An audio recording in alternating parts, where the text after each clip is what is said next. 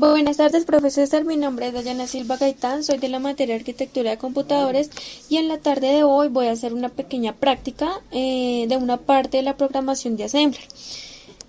Pues para empezar, esta práctica consta de dos partes, una parte teórica y una parte como tal práctica. La parte teórica va a constar de 10 instrucciones que la vamos a adaptar al entorno de simulación del procesador 8086. Vamos a ver la manera en la que se escribe en este simulador y asimismo la definición de cada una de ellas. Entonces para empezar tenemos la instrucción move. La instrucción move se utiliza para transferir o mover información a través de los registros de la memoria a los registros o un dato inmediato a un registro. Esta tiene la manera de escribirse como move, que es la instrucción. Acá se pone el destino y acá se pone la fuente, desde donde proviene, la fuente o el origen. Ahora seguimos con las instrucciones de entrada y salida. Estas se usan para la comunicación con los dispositivos periféricos y son la int y la out. Por una parte, int lee de un puerto, solo si la dirección del puerto es menor que 255, y la instrucción out escribe en un puerto, igualmente solo si la dirección del puerto es menor que 255. Tanto como int como out tienen dos formas de uso, las cuales utilizan el registro AL o AX para almacenar los datos a leer o escribir. La forma difiere en función de la que se quiera acceder a un puerto menor de 256 o mayor. Entonces el primer método es el método directo o estático, que corresponde cuando se quiere acceder a un puerto menor que 256. Entonces en una parte tenemos un ejemplo con la instrucción int. Tenemos int AX, 10H, es decir que lee una palabra del puerto 10H. En este mismo método tenemos otro ejemplo con la instrucción out, que es out OFFH, AL, es decir que escribe el valor de AL en el puerto 0FFH. Entonces el otro método es el método indirecto o dinámico, que corresponde al caso de querer acceder a un puerto mayor de 256, para lo cual se utiliza el registro de X indicando el número del puerto. Es decir, el primer ejemplo con la instrucción int sería int AL, dx, es decir que lee un byte del puerto indicado por dx. Es decir que antes hemos tenido que introducir en dx la dirección del puerto, ¿no? Y para la instrucción out, en este mismo método indirecto, tenemos out dx, ax, es decir que escribe la palabra contenida en ax en el puerto de x. Entonces ahora continuamos con la instrucción HLT. Esta hace referencia a la parada del procesador. Solo es posible salir de este estado reiniciando o por medio de una interrupción externa. Esta tiene la forma de escribirse igualita, así como la vemos, solo HLT. Ya. Procederemos ahora a hablar de la instrucción CMP. Esta instrucción realiza una resta de un operando origen sobre un operando destino, pero con la particularidad de no almacenar el resultado y no modificar ninguno de los dos operandos. Pero sí se modifican los bits de indicadores, lo que conocemos como flags o banderas. Los operandos deben ser del mismo tipo. Esta modificación de las banderas nos permitirá posteriormente, mediante la inspección de las mismas, poder realizar determinadas acciones. Normalmente, después de una instrucción de comparación, que es la que estamos hablando, hay una instrucción de salto, que ya la veremos más adelante. Esta tiene la forma de escribirse así, que va a la instrucción CMP, aclaramos el destino, y el origen. Como por ejemplo, si ponemos CMP AX, BX, estamos comparando AX con BX. Entonces ahora vamos con la instrucción JMP. Esta salta a la dirección indicada. Este salto puede ser tanto lejano como cercano, y la dirección puede venir dada en valor inmediato, generalmente mediante una etiqueta o en memoria. Es decir, se utiliza para desviar el flujo de un programa sin tomar en cuenta las condiciones actuales de las banderas ni de los datos. Esta simplemente tiene la sintaxis de JMP y aclaramos la dirección, así como lo estoy resaltando acá. Bueno, entonces ahora procedimos a hablar de la instrucción JE. Bueno, entonces para esto es importante aclarar que los saltos condicionales se usan en ensamblador para ejecutar trozos de código dependiendo del valor de determinado registro o variables, pues de ciertas comparaciones en ensamblador. Las comparaciones están relacionadas con los saltos condicionales aplicando la instrucción CMP, que es la que ya acabamos de ver, u otras comparaciones que son las que alteran las banderas.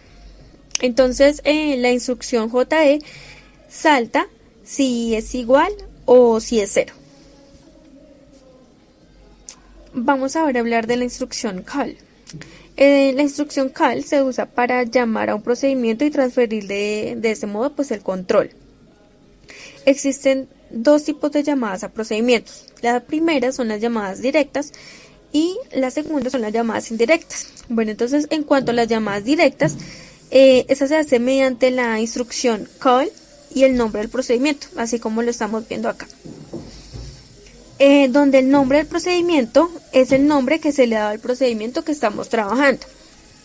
Por otra parte, las llamadas indirectas, aquí no se especifica el nombre del procedimiento que estamos utilizando, sino la dirección que contiene la dirección del comienzo del procedimiento que se quiere llamar. Ahora procederé a hablar de las interrupciones.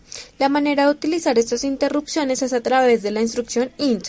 Su sintaxis es la siguiente, es int y el número de la instrucción, como podemos ver acá. La mayoría de servicios o funciones del sistema operativo MS2 se obtienen a través de la interrupción software 21H.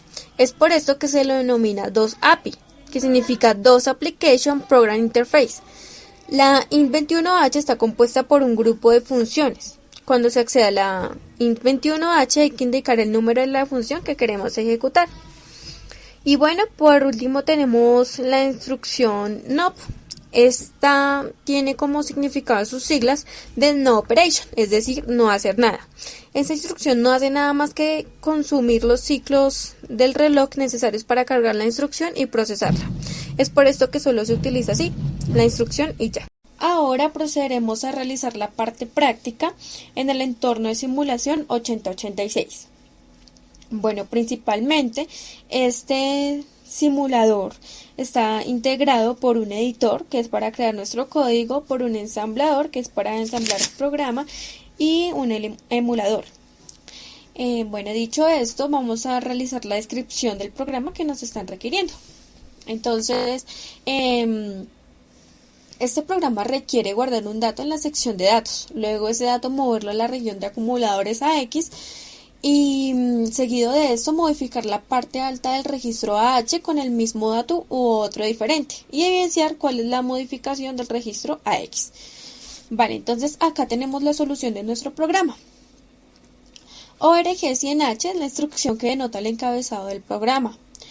Move DX8290 es donde estamos indicando que vamos a cargar el dato 8290 en el registro de X. Hace referencia a la primera parte, que vamos a guardar un dato en la sección de datos. De X hace parte de la sección de datos. Entonces, como los registros tienen un modo de almacenamiento en hexadecimal, el dato que se va a guardar es el número 2062, que hace referencia al número 8290 en decimal. Listo, entonces seguido de esto, lo que vamos a hacer es asignar el valor del registro DX al registro AX. Entonces el registro AX va a quedar con el número de 2062. Posteriormente vamos a sobreescribir la parte alta del registro AX con el número 60 en decimal, lo que quiere decir en hexadecimal que es 3C.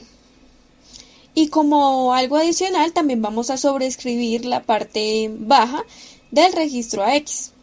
Vamos a sobreescribir el número en decimal 45, lo que sería en hexadecimal como el 2D.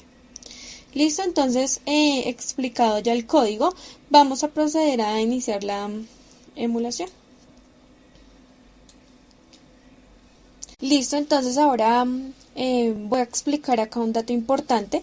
Esta dirección que estoy subrayando acá hace parte de la instrucción que se va a ejecutar. Esta primera parte es el segmento que estamos ejecutando, el segmento del código, y este es el apuntador del programa. De acá también lo podemos ver en estas dos partes.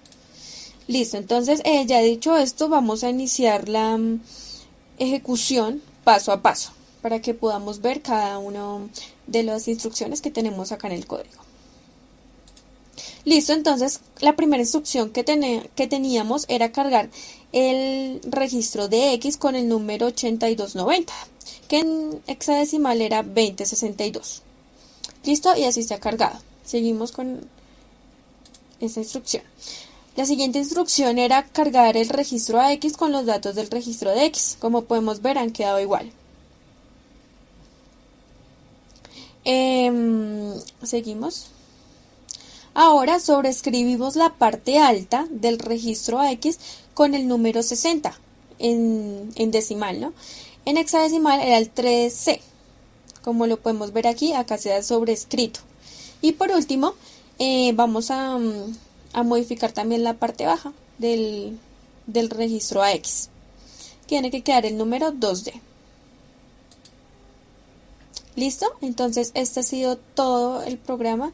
Muchas gracias por tu atención, profe.